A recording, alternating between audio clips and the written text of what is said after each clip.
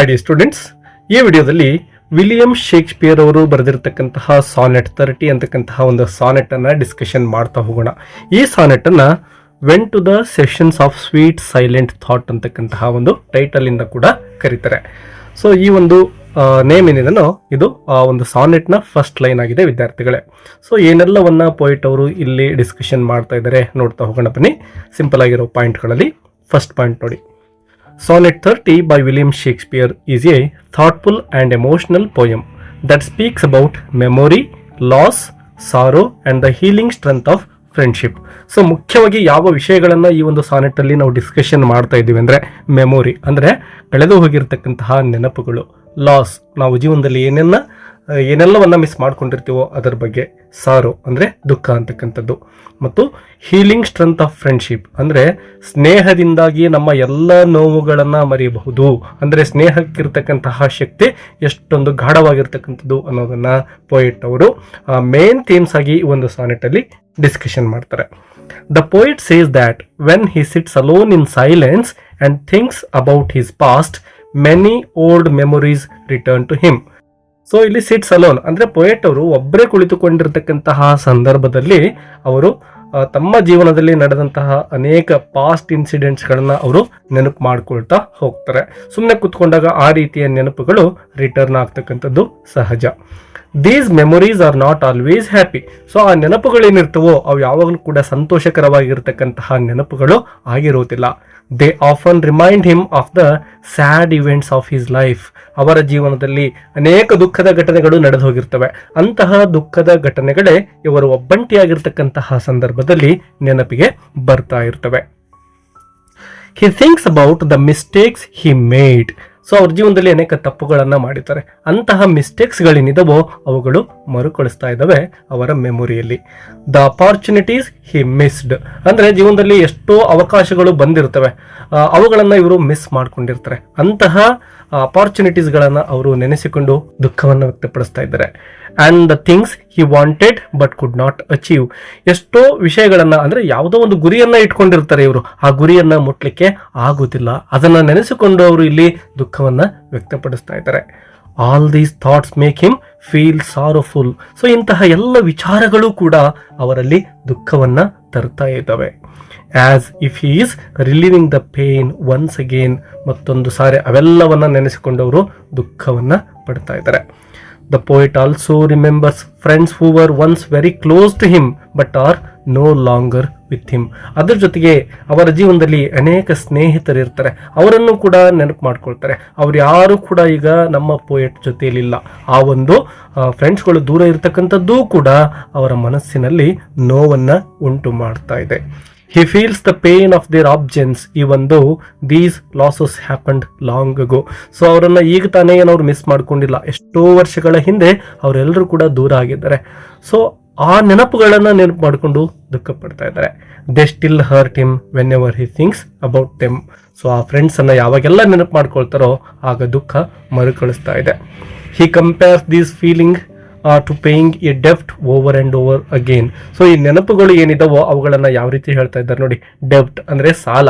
So ಸಾಲವನ್ನ ಹೇಗೆ ಒಂದೇ ಸರಿಗೆ ಕಟ್ಲಿಕ್ಕೆ ಆಗದೇನೆ ಆವಾಗ ಸ್ವಲ್ಪ ಸ್ವಲ್ಪ ಸಾಲ ಕೊಟ್ಟು ತೀರಿಸ್ಬೇಕಲ್ವಾ, ಆ ರೀತಿ ಈ ಒಂದು ನೆನಪುಗಳು ಕೂಡ ಅವರಿಗೆ ಮರುಕಳಿಸ್ತಾ ನೋವನ್ನ ತರ್ತಾ ಇದ್ದಾವೆ.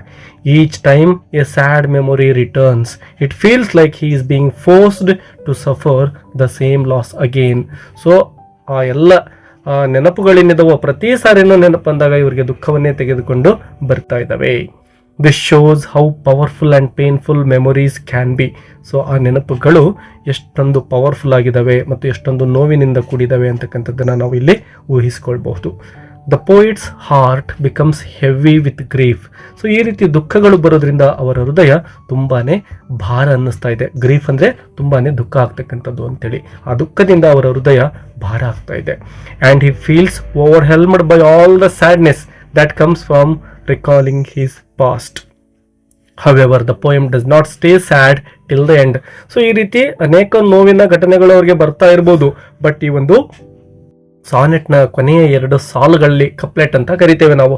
ಆ ಕಪ್ಲೆಟ್ ಅಲ್ಲಿ ಅವರ ದುಃಖ ದೂರ ಆಗ್ತಾ ಇದೆ, ಸಂತೋಷ ಯಾವ ರೀತಿ ಇವರ ಮನಸ್ಸಿನಲ್ಲಿ ಮತ್ತೆ ಮೂಡುತ್ತೆ ಅಂತಕ್ಕಂಥದ್ದನ್ನ ಆ 2 ಸಾಲುಗಳಲ್ಲಿ ನಾವು ಗಮನಿಸ್ತಾ ಇದ್ದೇವೆ. Shakespeare brings a beautiful turn in the final lines. The poet explains that when he thinks about his dear friend all his sorrow fade away. So ಇವರಿಗೆ ಒಬ್ಬ ಆಪ್ತ ಮಿತ್ರ ಇರ್ತಾನೆ, ತುಂಬಾ ಪ್ರೀತಿಯಿಂದ ಆ ಫ್ರೆಂಡ್ಶಿಪ್ ಇವ್ರದಿಬ್ಬರ ಮಧ್ಯೆ ಇರುತ್ತೆ. ಸೊ ಆ ಎಲ್ಲ ದುಃಖದ ಘಟನೆಗಳು ಯಾವಾಗ ದೂರ ಆಗ್ತವೆ ಅಂದ್ರೆ ಯಾವಾಗ ತಮ್ಮ ಆಪ್ತ ಮಿತ್ರನನ್ನ ಇವರು ನೆನಪು ಮಾಡ್ಕೊಳ್ತಾರೋ ಆಗ ಆ ಎಲ್ಲ ದುಃಖಗಳು ಕೂಡ ದೂರ ಆಗ್ತವೆ. The memory of this friend brings him happiness, peace and comfort. So ಆ ಸ್ನೇಹಿತನನ್ನ ನೆನಪು ಮಾಡಿಕೊಂಡಾಗ ಇವರಿಗೆ ಹ್ಯಾಪಿನೆಸ್, ಸಂತೋಷ ಮೂಡ್ತಾ ಇದೆ, ಪೀಸ್, ಮನಸ್ಸಿಗೆ ನೆಮ್ಮದಿ ಮೂಡ್ತಾ ಇದೆ, and comfort. It is so powerful that it makes up for every loss he has suffered. So ಏನೆಲ್ಲವನ್ನ ಕಳೆದುಕೊಂಡಿದ್ದಾನೋ ನಮ್ಮ ಪೊಯೆಟ್ ಅದೆಲ್ಲವನ್ನ ರೀಪ್ಲೇಸ್ ಮಾಡ್ತಕ್ಕಂತಹ ಶಕ್ತಿ ಇವರ ಆಪ್ತ ಮಿತ್ರನ ನೆನಪಿನಲ್ಲಿದೆ. The friendship is precious and strong enough to erase the sadness caused by memories of failure, disappointment or death. So ಈಗ ಸ್ನೇಹಿತರನ್ನು ಕಳೆದುಕೊಂಡಿದ್ರು, ಎಷ್ಟೋ ಸ್ನೇಹಿತರನ್ನ, ಮತ್ತು ಅನೇಕ ಹತಾಶೆಗಳು ಇವರ ಜೀವನದಲ್ಲಿ ಆಗೋಗಿದ್ದಾವೆ, ಎಷ್ಟೋ ವಿಷಯಗಳಲ್ಲಿ ಇವರು ಫೇಲ್ ಆಗಿದ್ದಾರೆ.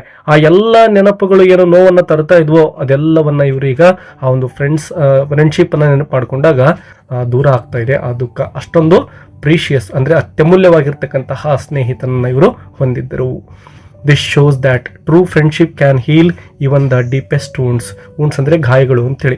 ಸೊ ಫ್ರೆಂಡ್ಶಿಪ್ ಅಂತಕ್ಕಂಥದ್ದು ಸ್ಟ್ರಾಂಗ್ ಆಗಿದ್ರೆ ಎಂತಹದ್ದೇ ನೋವಿದ್ರೂ ಕೂಡ ಅದನ್ನ ವಾಸಿ ಮಾಡ್ತಕ್ಕಂತಹ ಶಕ್ತಿಯನ್ನ ಹೊಂದಿದೆ ಅನ್ನೋದನ್ನು ನಾವಿಲ್ಲಿ ಅರ್ಥ ಮಾಡ್ಕೊಳ್ತೇವೆ. Through this poem Shakespeare presents a simple but strong message. Life may bring many painful experiences and memories of the past can often make us unhappy, but friendship and love have the power to bring hope and joy. They help us forget the darkness of the past and give us strength to face the present. ಅಂದರೆ ನಮ್ಮ ಜೀವನದಲ್ಲಿ ಏನೆಲ್ಲವನ್ನು ನಾವು miss ಮಾಡ್ಕೊಂಡಿರ್ಬೋದು, ಆದರೆ ಒಂದು strong ಆಗಿರ್ತಕ್ಕಂತಹ ಒಂದು friendship ಅಥವಾ love ಇದ್ರೆ ನಮ್ಮ ಎಲ್ಲ ನೋವುಗಳನ್ನು ವಾಸಿ ಮಾಡಿ ಮತ್ತೆ ನಮ್ಮ ಜೀವನದಲ್ಲಿ ಹೋಪ್ ಅಂದರೆ ಭರವಸೆ ಮತ್ತು ಜಾಯ್, ಸಂತೋಷ ಇವೆರಡನ್ನು ತರ್ತಕ್ಕಂತಹ ಒಂದು ಶಕ್ತಿಯನ್ನು ಹೊಂದಿರುತ್ತೆ ಆ ಒಂದು ಸ್ನೇಹ ಮತ್ತು ಆ ಒಂದು ಪ್ರೀತಿ ಅಂತಕ್ಕಂಥದ್ದು. ಅವುಗಳಿಂದ ನಾವು ಫಾರ್ಗೆಟ್ ದ ಡಾರ್ಕ್ನೆಸ್, ನಮ್ಮ ಜೀವನದಲ್ಲಿ ಏನೆಲ್ಲ ಕೆಟ್ಟ ಘಟನೆಗಳು ನಡೆದಿರ್ತವೋ, ನೋವಿನ ಘಟನೆಗಳು ನಡೆದಿರ್ತವೋ ಅವೆಲ್ಲವನ್ನ ಮರೆಯಬಹುದು ಮತ್ತು ಗಿವ್ ಅ ಸ್ಟ್ರೆಂತ್, ಮತ್ತೆ ನಮಗೆ ಶಕ್ತಿಯನ್ನ, ಚೈತನ್ಯವನ್ನ ನೀಡುತ್ತವೆ to face the present. Sonnet 30 teaches that even when we feel weighed down by old memories, the presence or thought of someone we truly value can bring light back into our lives. The poem beautifully captures how emotional pain and comfort can exist together and how friendship can overcome sorrow. ವಿದ್ಯಾರ್ಥಿಗಳೇ, ಈ ಒಂದು summary ನಿಮಗೆ helpful ಅನಿಸಿದ್ರೆ ಒಂದು like ಕೊಡೋದನ್ನು ಮರಿಬೇಡಿ ಮತ್ತು ಈ ಚಾನಲನ್ನು ಸಬ್ಸ್ಕ್ರೈಬ್ ಮಾಡಿಕೊಂಡ್ರೆ ನಿಮಗೆ ಬೇಕಾಗಿರ್ತಕ್ಕಂತಹ ಎಲ್ಲ ಲೆಸನ್ಸ್ಗಳನ್ನು ಕನ್ನಡದಲ್ಲಿ ಇಲ್ಲಿ ಎಕ್ಸ್ಪ್ಲೇನ್ ಮಾಡಲಾಗುತ್ತೆ. ಬೇರೆ ಯಾವುದಾದ್ರೂ ಲೆಸನ್ ಅಥವಾ ಪೋಯೆಟ್ರಿಯ ಸಮರಿ ಬೇಕು ಅಂದರೆ ಅದರ ಟೈಟಲ್ ಮತ್ತು ರೈಟರ್ ನೇಮನ್ನು ಕಮೆಂಟ್ ಬಾಕ್ಸಲ್ಲಿ ತಿಳಿಸಿ, ಮುಂದಿನ ದಿನಗಳಲ್ಲಿ ಅದರ ವಿಡಿಯೋವನ್ನು ಅಪ್ಲೋಡ್ ಮಾಡಲಾಗುತ್ತೆ. Thank you and take care. Bye bye.